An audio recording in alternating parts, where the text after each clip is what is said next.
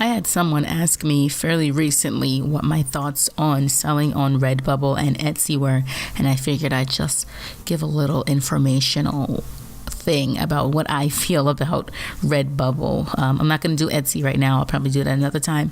But yeah, I'm just going to talk about what selling on Redbubble is like. Now, I don't script many things when I talk about things, just like candidly. Usually the only things I script are when I'm talking about like the bestiary series, where I'm talking about mythological creatures and whatnot, and the Mental Health Monday when I'm talking about like a specific mental illness and giving an informational video on it. So for this, it might be a little bit all over the place, so just like bear with me as I get my thoughts in control, because, you know, I don't like scripting things. I just like to ramble because that's what I do. So anyways, I'm going to talk about what selling on Redbubble is like. So first of all, I had to prepare all my art to be ready and sellable for Redbubble. So I had tons of art just like hanging out in sketchbooks. So of course I had to rip those out, and if things were like all the way to the edge, I had to do a little bit of editing just to get it to where I wanted it to look like professional and ready for selling on Redbubble. And also when you sell on Redbubble, a lot of the products you want to have a transparent background. So for something like stickers or something where it's going to be like a pattern and you want it to repeat itself, usually you want something with a transparent background, as long as it's not like a colored background. And a lot of my art is just a white background. So for a lot of stuff I had to like prepare. So I prepped for like weeks just getting my art ready to be put on Redbubble. So that was number one. It was a lot of prep work. It wasn't like I was angry at the prep work or like was annoyed with doing it.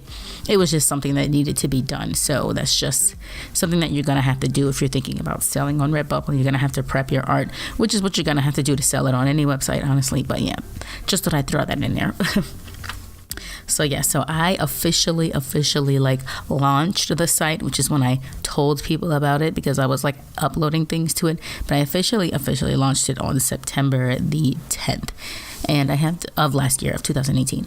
And I have to say that uploading stuff to Redbubble is really, really, really easy. Like, it's one of the easiest user interfaces I've ever worked with when trying to upload something to a website like that.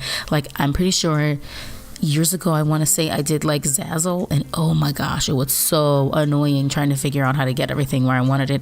And you had to like upload your art separately for each product. It was just, or was it Teespring? I don't remember. I did a couple little websites, but nothing worked as seamlessly as it does to upload things to Redbubble. So what you do is you upload your one image, and then it puts it on all of their products, and you can just uncheck and check the ones you want it on and what you don't want it on. And you can also edit each one individually for what you want it to look like, whether you want it to be a pattern in the center, you know, just you can move around and edit it individually for each product.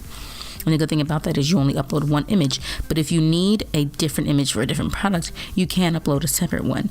Like for stickers, for instance, stickers need a transparent background. And if you had something that's like full-on image with a background, sometimes you don't want that. So you can upload a separate type of like JPEG file or something for a different product, and like a PNG for a separate product. So really, really easy user interface when it comes to uploading your art to the website. What I didn't like was what the actual shop looks like. I don't like the way Redbubble shops look. I guess it's because they're not really expecting people to go to your shop. They're more expecting people to search for something and see like just the product, so like just a t-shirt or like just a mug or something. So they're not really expecting people to like go to your shop and like shop through it. So I guess that's why their shops are not really the way I want them to be. Like, they don't look too appealing. And I had some trouble when I was like trying to set what I wanted the image to be. So like, let's say I uploaded like my Fawn Girl or something like what I'm doing right now. Let's say I uploaded her, and I wanted the central image on the web page on my shop to be like a print, let's say, just like the print of it, just like an art print. I would set it for an art print to be the original image, and I'd go back into my shop and they'd switch it to like a t-shirt to be like the original image. And I'm like, no, I don't want the t-shirt to be what's focused on. I want it to be like the art print.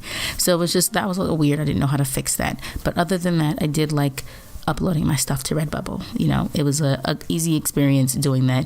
It went a lot faster than I thought it was going to go. And I also like the amount of products that Redbubble has. they offer a wide variety of things that I did not think that they would have. So there's, of course, t-shirts and sweatshirts and hoodies. They have children t-shirts. They have the little onesies for babies. There's like a whole bunch of things like that. And then they have some chiffon shirts. They have a dress. You can get a skirt. You can put your art on a mug. You can put it on a phone case, both Android and iPhone.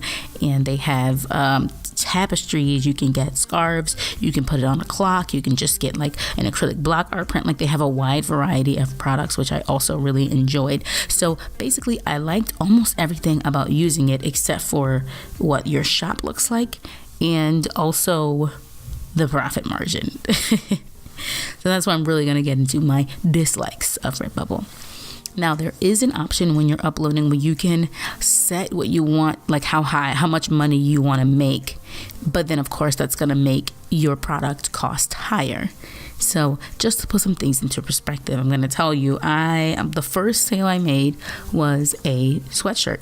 And so the sweatshirt cost $22.96. Now, for me, that's already a little bit high for a sweatshirt. Anyways, like, that's a pretty high price for me to sell a sweatshirt. I wouldn't buy a sweatshirt for $22. So I was like, I'm just going to leave it at whatever their preset prices were. And I didn't really look at what my profit would be. I don't know why. I just was like, I'm just going to leave it at what it is. And what I make, I'll make. So when I got that first email, I was like, yes, first sale. How much money did I make? So they're like, you made your first sale, yay, woot.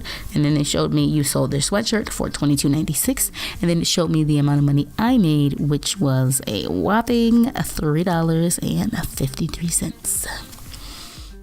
Yep, from $22 to $3.53. And I also made a second sale on this. I didn't do a lot of sales on there, but I'm just going to talk about these two. So it's because these are like the ones that had the highest amount of money that was spent.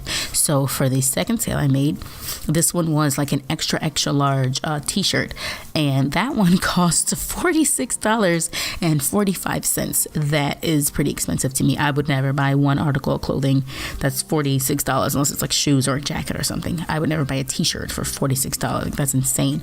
So when I made that sale, I was like, oh, okay, my profit margin is going to be on this one. And I made $7.22 out of $46. So as you can see, there's a big disparity between what Redbubble takes versus what you make. And yes, I get it.